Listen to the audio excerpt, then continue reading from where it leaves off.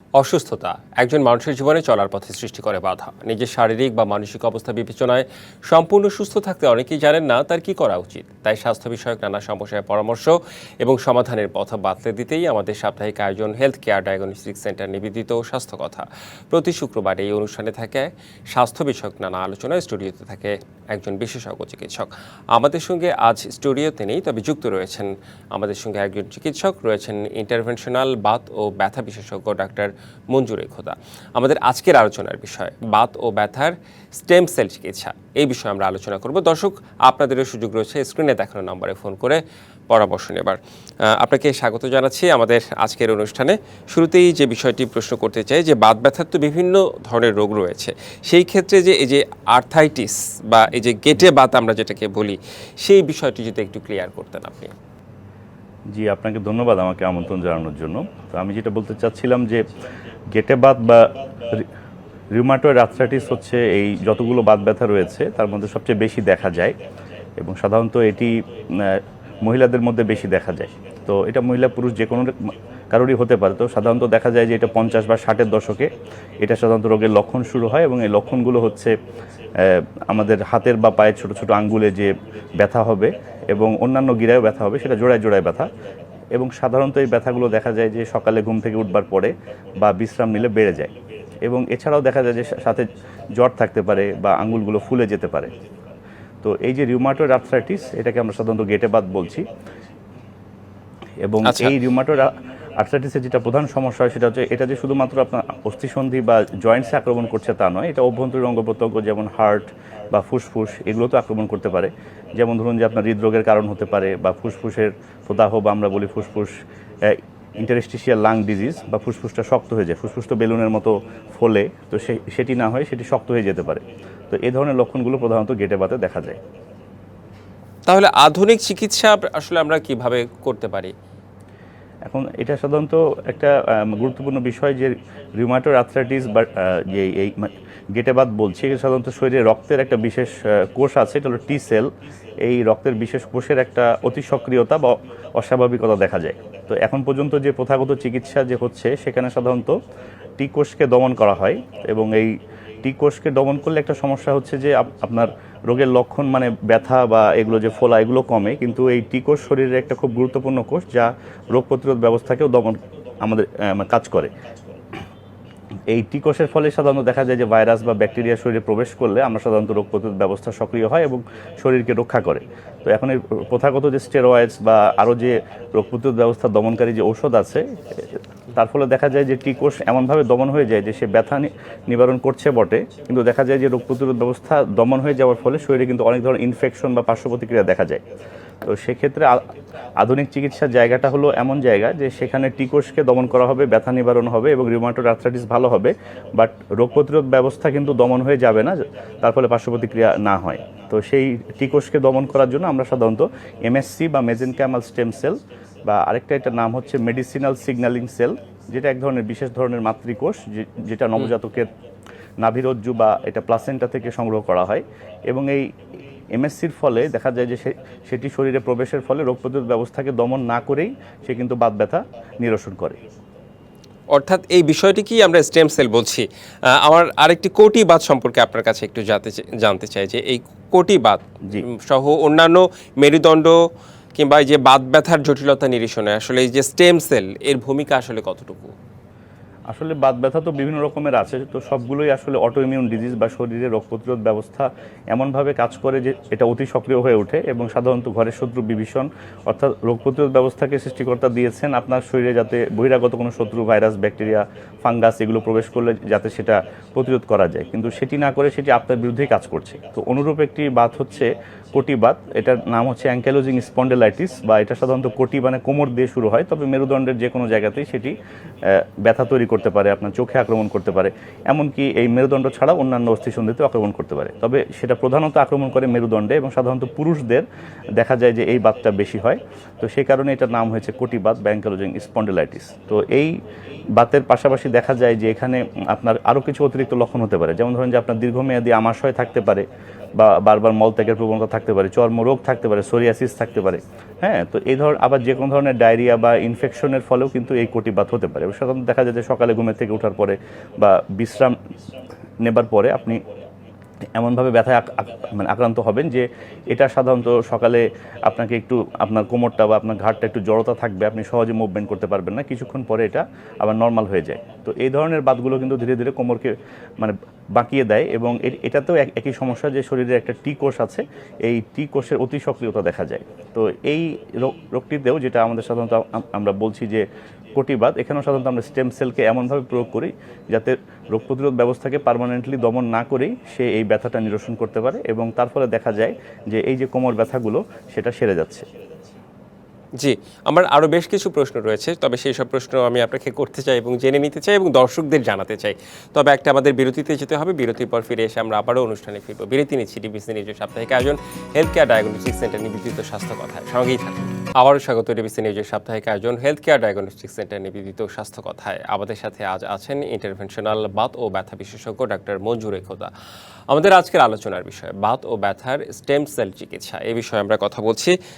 বিরতির পর আপনাকে আবারও স্বাগত জানাচ্ছি এবং আমরা বাত ব্যথার বিভিন্ন দিক নিয়ে কথা বলছিলাম, আর্থাইটিস নিয়ে কথা বলছিলাম, কটিবাত নিয়ে কথা বলছিলেন, একটু অস্টিও আর্থাইটিস নিয়ে একটু আপনার কাছে আমি জানতে চাই যে হাঁটু ব্যথা নিয়ে। এই হাঁটু ব্যথা কি এটিতেও বয়সজনিত বাত আমরা বলতেই পারি? এই বিষয়ে যদি আপনার কোনো পরামর্শ থাকে। জি, অস্টিও আর্থ্রাইটিস এটি আসলে দীর্ঘদিন যাবতীয় একটি চিকিৎসা নেই এমন একটি ধারণা করা হচ্ছিল যে সাধারণত অস্টিও আর্থ্রাইটিস বা আমরা বলি বয়সজনিত বাত। তবে এখন সাম্প্রতিক সময়ে দেখা যাচ্ছে যে আঘাতজনিত কারণে বা বিভিন্ন ধরনের অন্যান্য বাতের আধিক্যের কারণে এই অস্টিও আর্থ্রাইটিস কিন্তু অগ্রিম শুরু হতে পারে। সাধারণত একটি মানুষের 35 বছর বয়সের পর থেকে তার হাঁটু বা অন্যান্য অস্থিসন্ধির যে ভেতরে একটি তরল থাকে বা ঘর্ষণ প্রতিরোধী একটি তরল থাকে, আমরা বলি হায়ালুরোনিক অ্যাসিড, সেটি সাধারণত কমতে শুরু করে এবং একটি পর্যায়ে দেখা যায় যে হায়ালুরোনিক অ্যাসিডটি পুরো মাত্রায় কমে গেলে তখন সেখানে কার্টিলেজ বা তরুণাস্থির ক্ষয় শুরু হয় এবং তার ফলে সেখানে রোগী যখন এই অস্থিসন্ধিগুলো নড়াচড়া করেন তখন ওখানে হাড়ে হাড়ে ঘর্ষণ হয় এবং তার ফলে এই ফ্রিকশনের ফলে দেখা যায় যে সেখানে এক ধরনের ব্যথা উৎপাদন হচ্ছে, তরল জমে যাচ্ছে, বিভিন্ন ধরনের লক্ষণ হচ্ছে। তো এখানে সাধারণত যেটা করা হয় যে আমরা বিভিন্ন ধরনের যে প্রথাগত চিকিৎসা দেওয়া হয়ে থাকে, ব্যথানাশক ঔষধ বা অস্থিসন্ধিতে স্টেরয়েড প্রদান, আবার ধরুন যে অস্থিসন্ধিতে হায়ালুরোনিক অ্যাসিড প্রদান করেও সাধারণত চিকিৎসা করা হয়ে থাকে। তো তবুও দেখা যায় যে একটা নির্দিষ্ট বয়সে গেলে এই অস্থিসন্ধিগুলো এমনভাবে জোড়া লেগে যায় যে তখন আসলে জয়েন্ট রিপ্লেসমেন্ট বা অস্থিসন্ধি প্রতিস্থাপন করে মেকানিক্যাল কোনো অস্থিসন্ধি দেওয়া ছাড়া আর কোনো উপায় থাকে না। তো সেক্ষেত্রে কিন্তু একটি যুগান্তকারী চিকিৎসা পদ্ধতি হচ্ছে স্টেম সেল বা মেজেনকাইমাল স্টেম সেল। তো এখানে যেটা হয় যে আমরা এটাকে যদি সঠিক জায়গায় প্রতিস্থাপন করতে পারি সার্জারি ছাড়াই, তো সেই স্টেম সেলের ফলে কিন্তু সেখানে কার্টিলেজ বা তরুণাস্থির কিন্তু পুনরায় আবার একটা গ্রোথ আসে এবং সেখানে আবার ওই হায়ালুরোনিক অ্যাসিড কিন্তু ন্যাচারালি আবার সৃষ্টি হচ্ছে এবং তার ফলে ওই রোগীর যে দুই হাড়ের মধ্যবর্তী যে ঘর্ষণ হচ্ছিল নড়াচড়া করার সময় সেটি কিন্তু অনেকাংশেই কমে যায় এবং দেখা গেছে গবেষণায় যে 6 মাসের মধ্যে এই তরুণাস্থি কিন্তু পুরো মাত্রায় তৈরি হয়ে যেতে পারে। তো এটি কিন্তু এখন একটি যুগান্তকারী চিকিৎসা হিসেবে অনেক ক্ষেত্রে রোগীকে এই জয়েন্ট রিপ্লেসমেন্ট সার্জারি বা এর যে সমস্যাগুলো রয়েছে সেখান থেকে মুক্তি দিতে পারছে। আচ্ছা, এক্ষেত্রে মেডিসিন কি কোনো কাজে লাগতে পারে? জি, যদি রোগী এক্ষেত্রে আমাদের রোগীদের সচেতনতার কোনো বিকল্প নাই। যদি রোগী একদম প্রথম দশায় যদি চিকিৎসকের কাছে উপস্থাপন করেন যে তার এই ধরনের সমস্যা হচ্ছে এবং সেটি যদি গ্রেড 2 বা 3-তে চলে না যায়, এবং এই অস্টিওআর্থ্রাইটিস রোগের কিন্তু অনেক ধরনের ধাপ রয়েছে। তো প্রথম 2 ধাপে কিন্তু আমরা দেখা যায় অনেকাংশেই ঔষধ দিয়ে বা কোলাজেন সাপ্লিমেন্ট বা বিভিন্ন ধরনের জীবনযাত্রার কিছু প্রণালী আছে, ওজন হ্রাস বা খাদ্যাভ্যাস, এগুলোর মাধ্যমে কিন্তু আমরা রোগের লক্ষণকে নিয়ন্ত্রণ করতে পারি এবং তাকে একটি ব্যথামুক্ত বা সুস্থ জীবন দিতে পারি।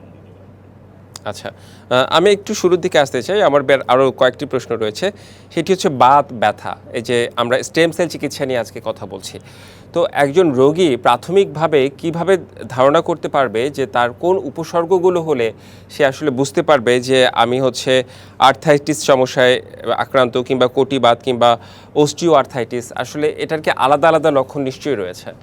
জি, ধন্যবাদ। খুবই গুরুত্বপূর্ণ প্রশ্ন। আসলে আমাদের এক্ষেত্রে সচেতনতার কোনো বিকল্প নেই যে আপনাকে লক্ষণগুলো অতি শীঘ্রই আপনাকে চিহ্নিত করতে পারতে হবে। তো সেক্ষেত্রে আমরা সাধারণত যেটা বলি যে এখন যেহেতু এই বাত ব্যথাগুলো একদম কৈশোর থেকে শুরু করে একদম মধ্যবয়সী বা বৃদ্ধ বয়সী বা যে কোনো বয়সে এটা সাধারণত লক্ষণ বা প্রাদুর্ভাব দেখা যাচ্ছে।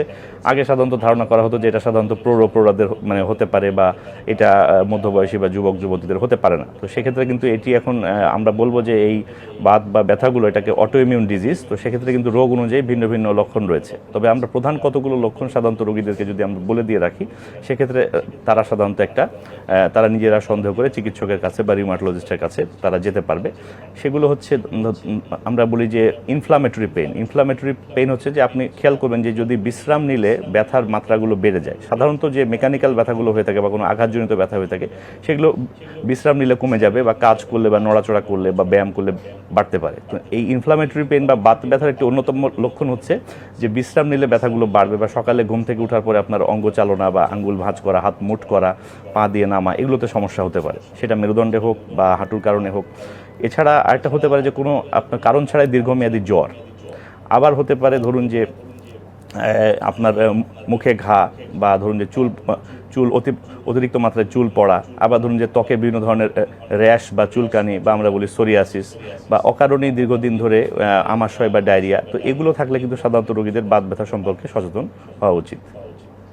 আচ্ছা, বেশ কিছু লক্ষণগুলো একবার বলেছিলেন, তারপর আরও একবার আমরা একটু মানে খুব স্পষ্ট হয়ে নিলাম বিষয়গুলো নিয়ে। একটু নারীদের বিষয়ে আসতে চাই, যে নারীদের প্রধান বাত ব্যথা হলো লুপাস। এই লুপাস রোগে আপনাদের আসলে কোনো পরামর্শ আছে কিনা, কিংবা আসলে এইখান থেকে কিভাবে পরিত্রাণ পেতে পারেন তারা?